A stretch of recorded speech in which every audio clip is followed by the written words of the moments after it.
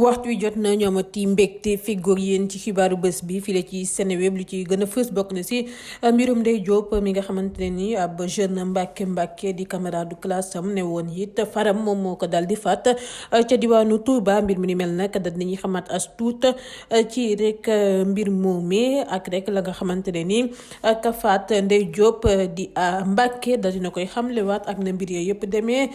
ci ba ñu amal reconstitution fee yi dinañ leen ko gën a yaatalal danañu àddu ci njàng meeg njàngale mi dooree ko ca lycée bu Yoff fukk ak ñett ci fukk ak juróom-ñaari ndongo ya ñu tuumaal ni ñoom ñoo yàkkati ab salle ca classe lycée Ousmane Sembène bu Yoff teg nañu leen loxo mbir mi nag fan la toll jamono ji dinañu leen ko xamal la xew tamit ca diwaanu rek lycée technique commercial Maurice Delafosse dinañ ca àddu démb ci àllarba gi juróom-benni fan ci weeru sulet ca ba ñuy amal ñaareelu tuuru examen yu baccalauréat technique bi ab étudiant la ñu nemmeeku rek ci ay booru 12h ci lycée wax moom moomee la ko fa yóbbu woon daal dinañu koy xamle. langue politique bi dinañu ci xuus Mimi Touré daal dina dal kile di Ousmane Sonko njiital Pastef gi ca kàddu ya mu yëkki ci mbirum rek xeet moom bam ca noppee Mimi Touré kile di Abdoul Mbaye tamit yëkki na ci ay kàddu ñoom ñooñee daal dinañuy dal Ousmane Sonko la ñu xamle yëpp sa ci kàddu yooyee Sonko yëkkati dinañ leen ko xamal tey ci alxames gi juróom-ñaari fan ci weeru sulet la ñu dal di amal ab réunion au niveau ak i ay dirigeants africains si lu ñeel mise en œuvre rek programme association internationale de développement ñu naan ko IDA-20 ci gàttal ndaje woowee nag Macky Sall jiite dalal si rek yeneeni kilifa yu bàyyeekoo rek si yeneeni réew njiitu réew mi mer ba futtu la ca jëlee gannaaw rek ba ñu tàmbalee seen ndaje woowee di waxtaan rek courant gën ne kamat coupé saal wala ndëm tarus tax mu yëkk ci ay kàddu di dànkaafu la mu ca xamle dinañu leen ko dal di xamal ca na mu gën a yaatoo lu ñeel wàllum people lañ cay wax bokk na ci rek diiro mbagg ga nga xamante ne ni nemmeeku nañu ko ci diggante Viviane ak Titi naka noonu ne kile di rek Ngoné Ndour daal dina cay réagir ci anam gu bette la mu ca xamle dinañ leen ko xamal Faramareen bi lee di Wally Ballago Seck daal dinay defati rek mënelam si rek la ñu ko xamee di ay mbir yu cher lool ci koppar yam yi faral di jënd di koy jëfandikoo gannaaw ba mu fi jëndee dàll gu cher lool bu jar ay millions ba nga xamante ne ni sax juróon na fi polémique Wally Seck daal dinay jëndati rek ab mbir ca New York mu jëndee ko lu tollook fanweer ak juróomi millions loolee lan la dinañ leen ko xamal laata ñu siy toftal xibaaru tàggat yaram bu ñu koy dal di ndar képpe mbokk yi li lu moo gën a fës si lu ñeel tënk bu ngeen taaxirloo nees tuut gannaaw bàkk bi ma feggoowaat ak yéen ci yàttal wi mu nga ak bàkk ba jib na nuyu nañ leen bu baax a baax yéen ñu ñuy teewlu waxtu wi temb ci Seneweb TV nañ leen ko diggee la ñu koy dal di defee daal di nañuy xamaat as tuut ci mbirum Ndeye Diop di xale bu jigéen bu ñu ne daal dafa won noonu lor camarade de classe am bu ñu ne faram la daal di koy faat même bu dee a Mbàkke moomee nanguwul ne moom moo ko ëmbal xam le na ni daal tëdd nag corom boobee woon di Ndeye Diop waaye nee na bàyyante nañu def na ay weer ak lu mënti am enquête bu ci takk der yu nekk ca commissariat spécial bu Touba ubbi mi ngay wóyandi bu ñu sukkandikoo nag ci suñu source ay membre famille yu victime ba ñoo ngi woon police ni ki démb ci àllarba gi ngir daal lu ñeel wàllum audition bi néew Ndeye Diop boobee nekk ci état de décomposition ca morgue hôpital Matlaboul Fawzeyni bu Touba tey jile sax ci alxames gi la ñu koy indi Ndakaaru ngir lu ñeel wàllum autopsie bi gannaaw loolee rapport police technique beeg scientifique bi dinañu ko jëbbal ay ndawu ba commissaire Diegane Sène laata njeextalu semaine bile jamono ji nag Mbàkke ay atam toll si fukk ak juróom-ñaar mi ngi en garde à vue ca commissariat spécial bu Touba ngir rek faat bakkan ba tey ci mbirum Ndeye Diop moomee mu ñàkk waajuram bu góor moom a Mbàkke mu ko faat mu ngi dëkkoon ak tantam ca quartier Palem bu Touba laata musiba bi di am dundam nag mi ngi am coppite depuis daal ba mu faatee kii di Ndeye Diop mu njëkk rek yenn brique ci bopp laata mu koy jàmm bu ñu sukkandikoo ci suñu ay source Ndeye amoon na tamit ay gaañu ci jë takkoon nañu tamit buum ci baatam wi di ber ci suba nag a Mbàkke mi ngi yéegoon ca seen terrasse bâtiment boobu boobee di L plus 2 di fóot ay yëreem ci ay booru 11h foofee la ko ndey fekk ba ñu ko ca laajee mu ne daal ndey dafa ñëw xamal ko ni daa wan lor te moo ko ëmbal waaye daal dafa bañ ba tëdd ci suuf ne du moom naka noonu la si jàppante toppandee si noonu nee na la ko yenee birig ci bopp ndey daanu mu jam ko paaka ci baat waaye nee na paaka ba dafa damm ci saa si mu daal di koy xojj ak benn fil ba mu sedd guy mu xamle ko moom muumee di Mbàkke ca ba ñuy amal reconstitution fee yi guddib talaata jàpp àllarba gannaaw loolee mu ne nag mu dem ca benn boutique daal di fay jënd ñaari sac ngir emballé néew bi laata muy rek dal di incliné xandu ba nga xamante ne nii xandub 2000 litres ndox lay def ila ñaari litre ndox daal di ko say duggal gannaaw loolee nag nee na mënatul woon lekk mënatul woon nelaw ba sax da ko mujj diis benn jege ñaaleem mu daal di koy xamle gannaaw nag loolee nga xamante ne nii daal dina koy def Mbàkke ayatam tollu si fukk ak juróom-ñaar mu nga jamono ji en garde à vue comme ni ma leen ko xamalee léegi.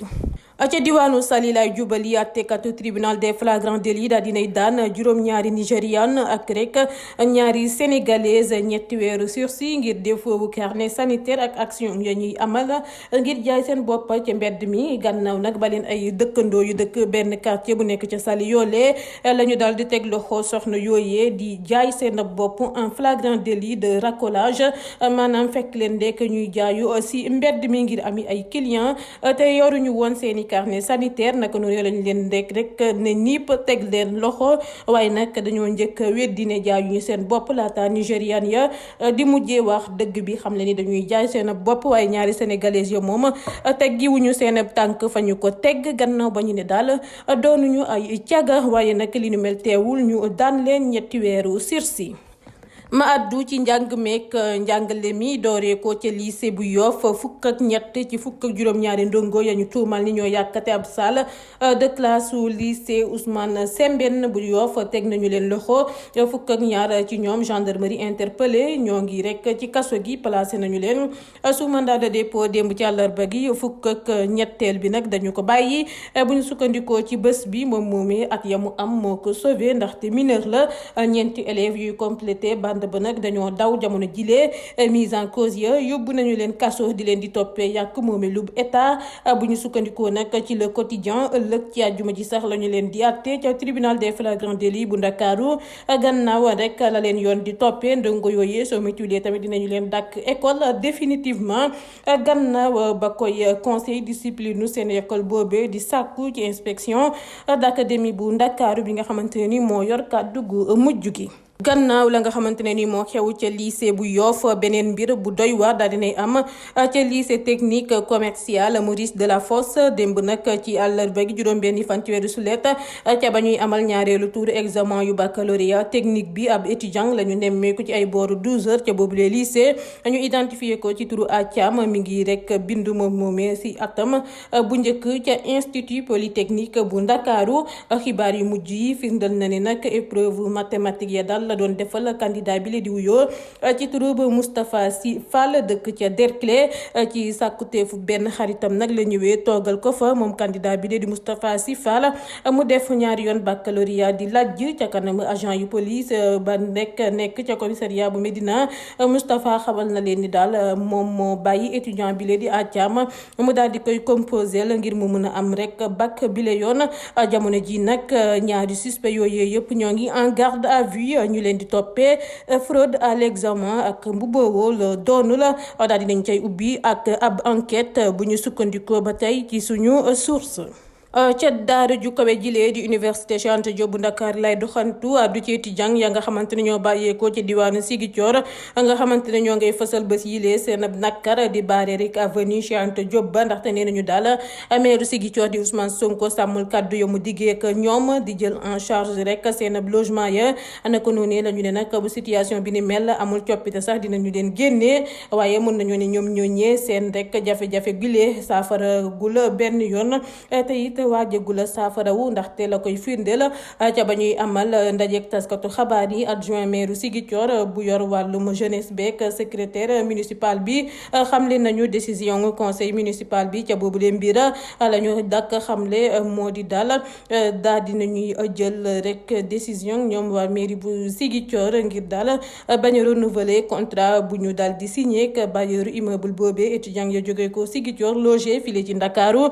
ci weeru novembre buy ñëw gannaaw loolee mairie bi nag la mu décidé waat mooy daal di fay teg ay bourse daal di koy jagle la ñi nga xamante ne ni ñoo di étudiant yi. politique Mimi Touré daal di ne dal Ousmane Sonko ci kàddu ya mu yëkki ci mbirum rek xeet yi la mu xam ne nag moo di Sénégal réew moo xam ne la daa bëri ay xeet yu bokkul te ñu ëpp ci suñu compatriotes yi am nañu ay waajur ya nga xamante ne ni bokkuñu xeet te mosula indi benn problème ak rek si ku mu mën ci doon Casamance ñëpp fa jaxasoo ndaxte am na Joola Pël Wolof Mandeng Mankañ ak yeneen ba tax na daal kàddu ya nga xamante ne Ousmane Sonko yëkki na ko du kàddu kilifa te leer na ko moom Mimi Touré ne daal lu ëpp ci Casamance yuy dund jàmm di kaf ak fawakare ak yeneen i xeet yi dinañu ñaawlu yooyu lee kàddu Sonko yëkkati gannaaw loolee la ne nag njiit réew mi Macky Sall def na ay investissement ca diwaanu Casamance ndax daa def équité territoriale bi ak centralu gouvernance am bi depuis atum 2012 te nag programme spécialu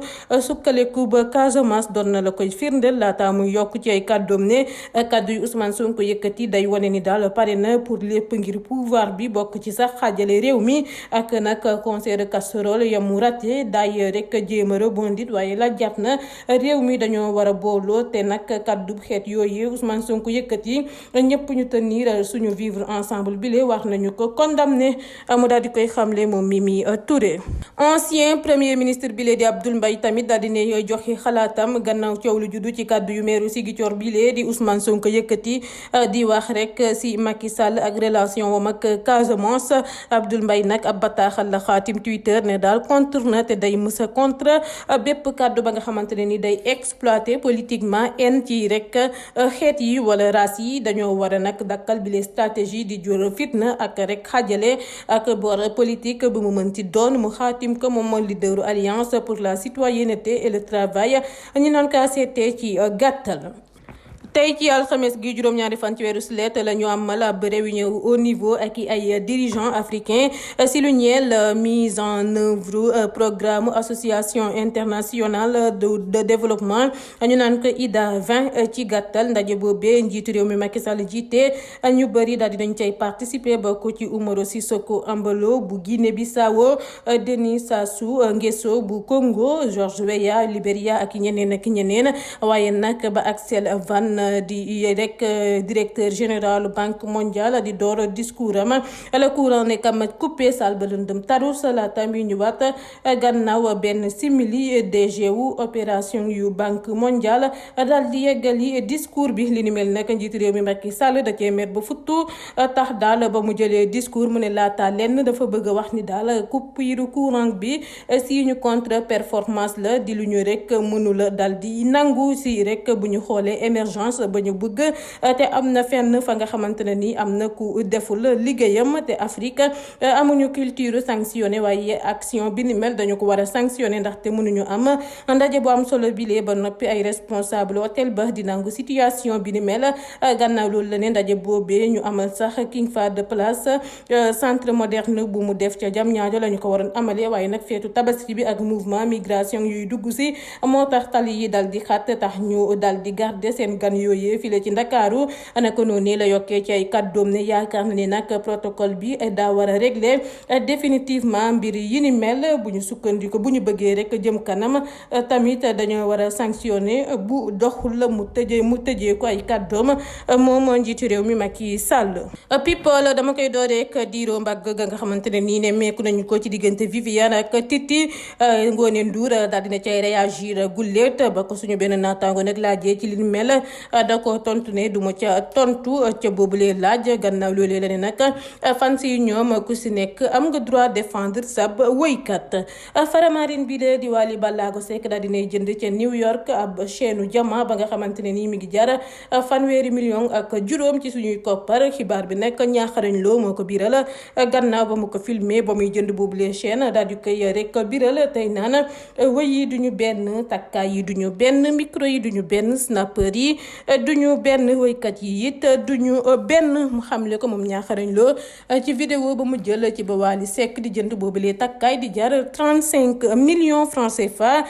tey rek boole ko kàddoom yooyu muy yëkkati. noonu laa yaxusee ci xibaaru tàggat yaram. Boniface Ndong nekkatul sélectionneur Lions yi yu basket bi. ancien international sénégalais boobee nag tekki nañu ndombol tànkam ba ñu noppee ci ñetteelu fenêtre qualification yu coupe du monde 2023 bu ñu amalee Alexandrie ca Égypte. dëgg la nag résultat yu baaxul yu sélection bi am di ñaari défaite benn ndam bokk na si lu ko waral, waaye am na yeneeni facteurs yu tax daal ñu daal di nangu ci technicien boobee ndombol tànk ba ñu ko dénkoon. bu ñu sukkandikoo ci record neexoo amatul woon tamit ci diggante technicien bi ak fédération beeg joueurs yi. Boniface nag dafa bëggoon rek signaloo ab pétition joueurs yi si attention fédération bi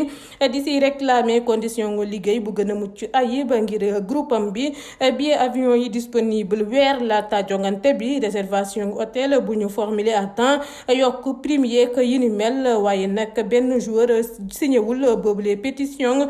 bu ñu sukkandikoo ba tey si record ak pexe yamu ca lal yëpp.